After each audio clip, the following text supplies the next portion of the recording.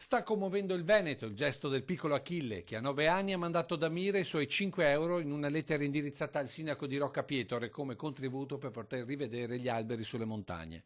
Anche per il presidente del Veneto questo gesto merita un premio, magari l'incontro del bambino con il primo cittadino del paese simbolo della devastazione nel Bellunese. Bisognerà farlo incontrare col sindaco di Roccapietore. Ma sì, ma penso che avverrà questo incontro, ne ho parlato con Andrea De Bernardini, mi ha fatto aver subito la lettera del piccolo e dei 5 euro e questa lettera no, nella quale lui dice mi piacerebbe fare il forestale.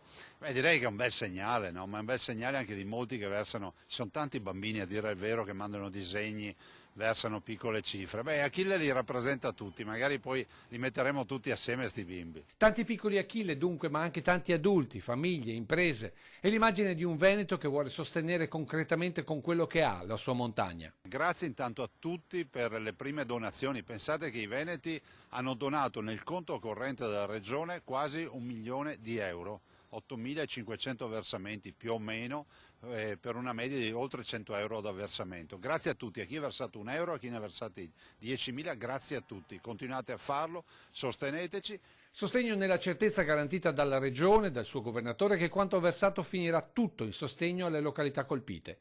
Sostegno Veneto e sostegno dallo Stato. È di ieri sera il Consiglio dei Ministri che ha varato una prima tranche di denaro pubblico. C'è stata una prima erogazione di 50 milioni, dei quali noi abbiamo avuto 15 milioni, ce ne sarà un'altra di 200 milioni in settimana, dai quali dovremo avere una buona cifra, ma ce ne aspettiamo ancora tanti, visto e considerato che il danno è di circa 1 miliardo di euro. È una grande sfida, mai nessuno si è trovato a dover recuperare 100.000 ettari di bosco. È un terremoto con le case in piedi. 100.000 ettari di bosco è una novità assoluta anche nel campo delle catastrofi e del recupero di questi danni.